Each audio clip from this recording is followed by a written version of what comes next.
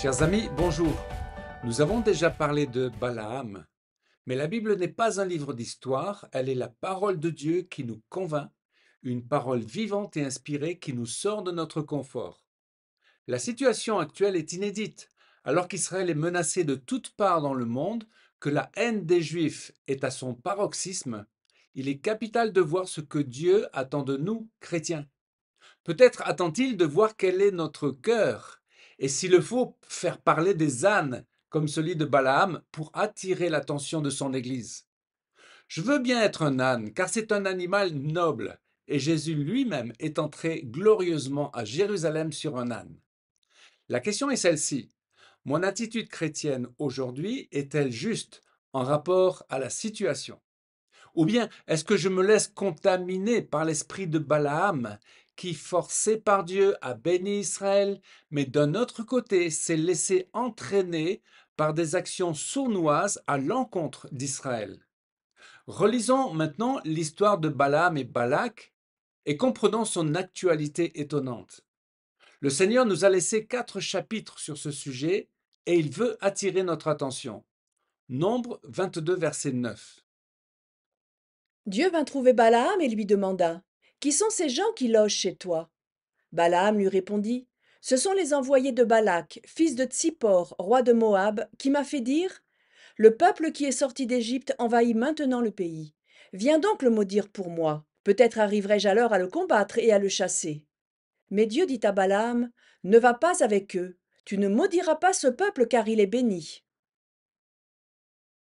Balak le Moabite.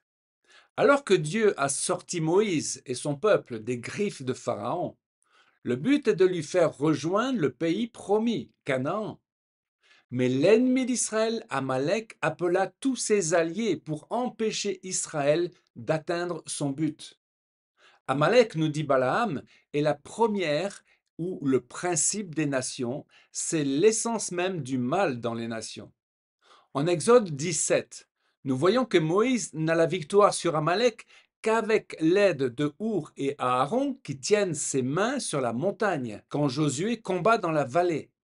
C'est une bataille qui se déroule dans les lieux célestes. Balak est le roi moabite, il voit qu'Israël a déjà battu Sihon, le roi amoréen, du tranchant de l'épée. Il a pris sa capitale et ses villes. Même chose pour Og, roi de Bashan, qui fut battu à plate couture. Les Moabites faisaient partie, comme les Madianites, les Ammonites et par la suite les Philistins, des ennemis féroces d'Israël. Balak va tout tenter pour détruire Israël. Il va employer la ruse en faisant appeler le prophète Balaam pour maudire Israël. Nombre 22, 11. Voici, un peuple est sorti d'Égypte et il couvre la surface de la terre. Viens donc, maudis-le. Peut-être ainsi pourrais-je le combattre et le chasserai-je. Dieu dit à Balaam: Tu n'iras point avec eux, tu ne maudiras point ce peuple car il est béni. Ces propos nous rappellent étrangement ceux de Haman, un descendant d'Amalek, qui disait des Juifs dans Esther qu'ils sont un peuple dispersé et à part parmi les peuples ayant des lois différentes, et qu'il fallait les supprimer, qu'on écrive l'ordre de les faire périr. Nous retrouvons ces mêmes propos aujourd'hui dans la bouche des dirigeants du Hamas, du Hezbollah, de l'Iran, mais également dans la bouche de jeunes et ignorants universitaires. Parlons de Balaam le mercenaire. Le prophète Balaam a fait sa première erreur. Il a laissé entrer chez lui des gens qu'il savait être des ennemis de Dieu. Cela révèle un trait de caractère. Balaam n'est pas insensible à la flatterie et à l'idée d'un gain facile. C'est un esprit mercenaire. Mais comme Balaam est prophète, il entend la voix de Dieu qui lui dit: Non, n'y va pas, tu ne peux pas maudire Israël car c'est un peuple béni. Quiconque a vraiment entendu Dieu parler sait qu'il n'a pas intérêt à désobéir. Mais quand les hommes de Balak reviennent à la charge avec force, flatterie et cadeaux, Balaam leur dira: Non, non, attendez et passez la nuit chez moi, je vais voir ce que Dieu dit. Balaam, dans sa vanité, pense forcer la main de Dieu. C'est également un esprit manipulateur. Alors qu'il se tenait tranquillement de l'autre côté de l'Euphrate, il semble que l'esprit de Balaam est habitué au compromis. Il s'est laissé entraîner dans la haine du peuple juif. Comme avec Judas l'Iscariote, où Satan entra en lui. De mercenaire, Balaam est devenu meurtrier. Nombre 31-16. Sur la parole de Balaam, les femmes moabites ont entraîné les enfants d'Israël à l'infidélité envers l'Éternel, dans l'affaire de Péor, et alors éclata la plaie dans l'assemblée de l'Éternel. À cause de Balaam, 24 000 hommes d'Israël moururent de cette plaie. Ni divination, ni enchantement. Il est intéressant de voir que Balaam était connu comme étant devin, en hébreu Kessem. Or, la parole interdit tout métier de devin, astrologue ou magicien. Balaam savait qu'Israël ne serait pas sensible à toutes ces choses et qu'il ne pourrait être maudit. Il le dit à Balak. Nombre 23-22. Dieu les a fait sortir d'Égypte, il est pour eux comme la force du buffle. L'enchantement ne peut rien contre Jacob, ni la divination contre Israël.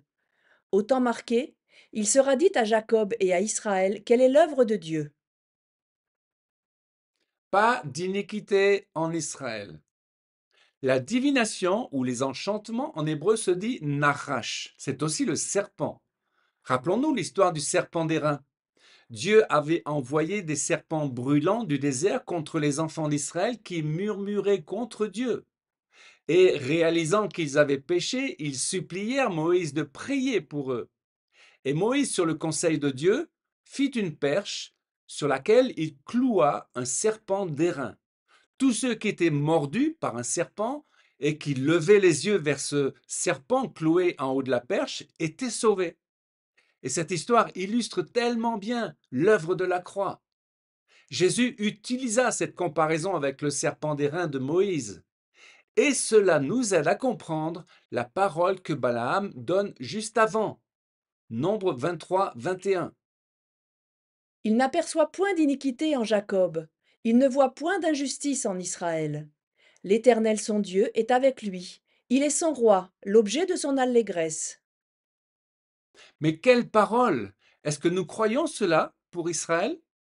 Nous savons, en tant que croyants, ayant reconnu Jésus comme notre Sauveur, que nous sommes rendus justes, justifiés. Paul dit que nous sommes justifiés par le sang de Yeshua, sauvés de la colère de Dieu. Cela signifie que Dieu ne voit pas en nous d'iniquité, car le péché a été cloué à la croix.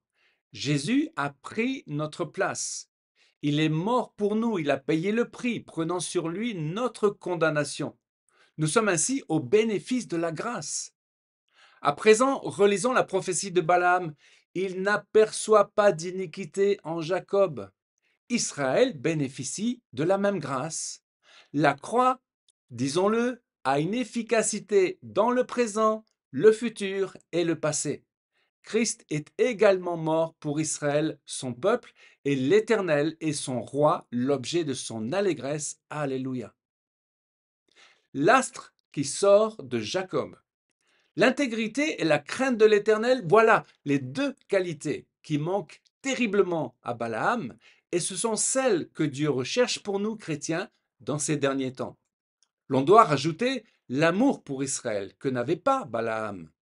Les prophéties de Balaam, peu importe le personnage, nous inspirent sur l'avenir d'Israël et son rôle messianique. Dieu lui donnera des visions à Balaam. Nombre 24-17. Je le vois, mais non maintenant. Je le contemple, mais non de près. Un astre sort de Jacob, un sceptre s'élève d'Israël. Je le contemple, dit-il deux fois. Il y a comme de l'étonnement dans cette description, mais quelle vision! Un astre sort de Jacob, un sceptre s'élève d'Israël. Il est question du Messie. Voilà la mission et la destinée d'Israël. Ce peuple porte le Messie. Comment ne pas soutenir un tel peuple, les amis, qui souffre encore des attaques d'Amalek aujourd'hui? À chacun de nous de prier pour cela, mais attention de ne pas tomber sous l'influence de l'esprit de Balaam, le manipulateur amène. Chers amis, à une prochaine fois pour une nouvelle vidéo en direct de Jérusalem.